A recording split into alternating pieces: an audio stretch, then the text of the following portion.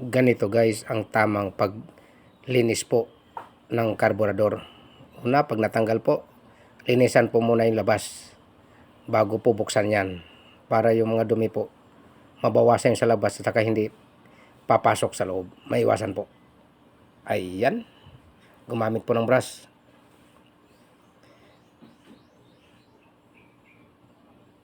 Ganyan po kasi pag nag-overflow po yung karburador.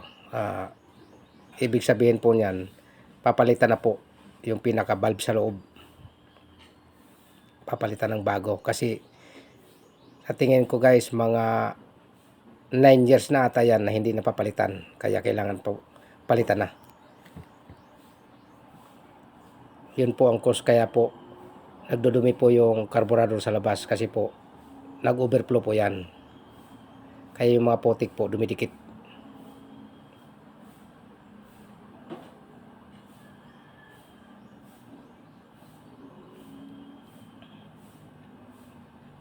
Ayan.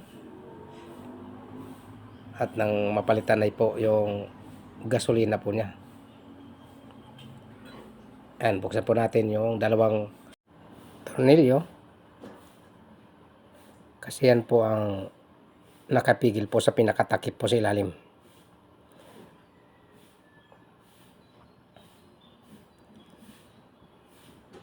Tapos pukpukin para matanggal mo yung pagkakadikit po ng gasket. Ayun. At ayan na po ang laman po ng karburador. Kaya kailangan po nating linisan yan. Hugutin po yung pin ng balbula po niya. Yan po yung balbula niya, yung plastic niyan. Float valve ang tawag dyan. Tapos mayroon pong maliit yan na may rubber po. Yun po ang balbula niya.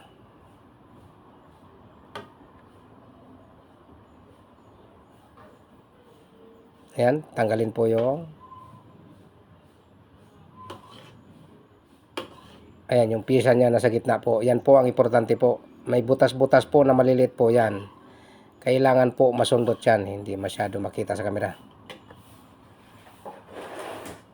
Basta may butas-butas po na maliliit yan. Kailangan masundot po yan.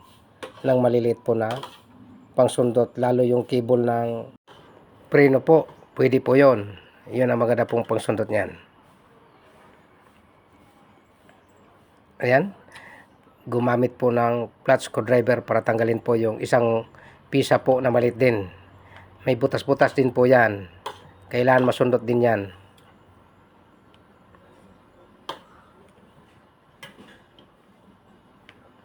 Ayan. Gasan po muna natin.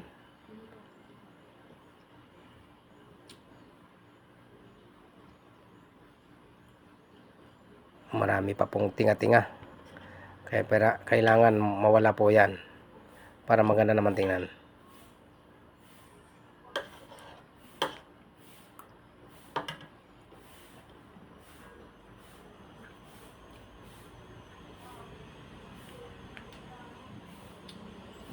Ayan na po.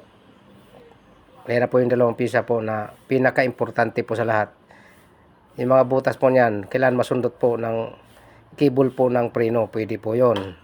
Or karayom po na maliit pero mas malaki po rin karayom. Mas maganda po yung cable po ng preno. Sakto po dyan. Ayan, kailangan po masundot lahat yan. Kasi pag barado po yan, yung motor nyo po pupugak-pugak po yan. Hindi po aandar ng maganda.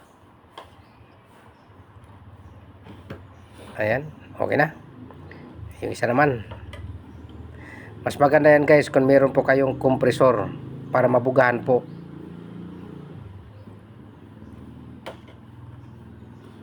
Ayan, sundutin yung gitna. Kasi meron pong maliit na butas po sa gitna yan. Nasakto lang po yung cable na yan. Pag yun pong nabarahan po, puputok-putok po yung motor nyo. Ika nga palyado po. Ayan. Gumamit po tayo ng flashlight po para makita po yung butas niya.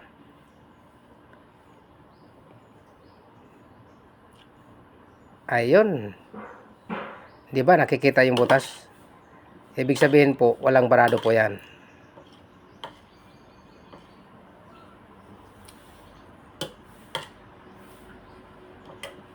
Ayun, nakita na yung butas.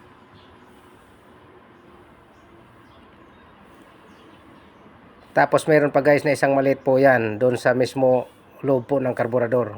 Kailangan po masundot din po yan.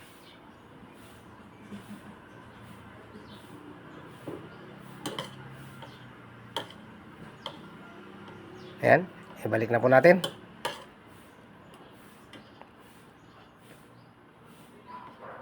Gumapit po tayo ng number 6 po na tools. Ayan, ibalik pa rin yung isa. Gumamit po ng flat screwdriver lang po ang kailangan dyan. Ayun na. Ayan na. Ngayon naman guys, ibalik po natin yung float valve niya. Ayan. May valvula po yan. Ayan yung parang aluminum po. Ayan po. Ibalik po natin yan. Importante po yan. Kasi pag wala po yan, mag-overflow po yung motor nyo. Ayan. Tapos saka natin ibalik yung pin.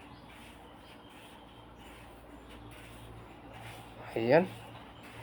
Pasensya na, medyo madilim kasi, gabi kasi. Itapat po yung parang aluminum po na yun sa butas. Ayan. Saka po ibalik yung pin niya.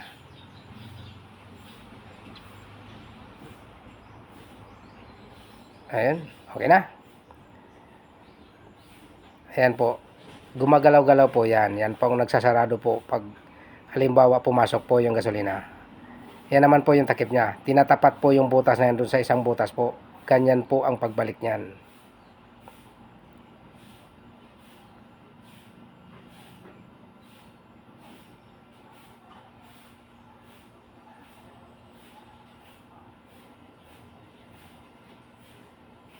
Higpitan po muna natin.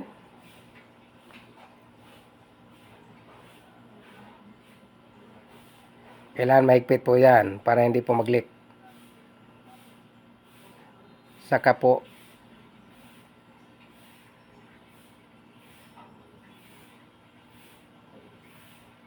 saka po ibalik po yung takip ng pinaka-filter niya.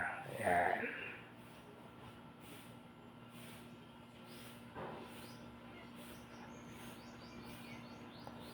At ayan na po. Okay na po. Ayan po yung hangin niya. Ito po yung idling niya. Ayan. Kailangan nagmamatch po yan. At ito na po. Magti-testing na po tayo. Una guys, i-testing po natin kung halimbawa may gasolina po na pumasok. Ayan, i-drain muna natin. Ayan po yung minor niya. At saka yung hangin po niya. Diyan po mag-adjust sa dalawa na yan. Pag may na yung minor. Diyan po mag-adjust po yan. At tayo ay magtitesting na. Ilagay po yung susi. Subukan natin kung under na.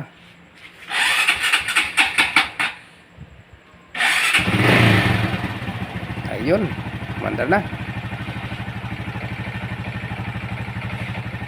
Ganyan lang po yung gagawin nyo. Halimbawa, na-stuck po yung motor nyo. Karburador lang po yan.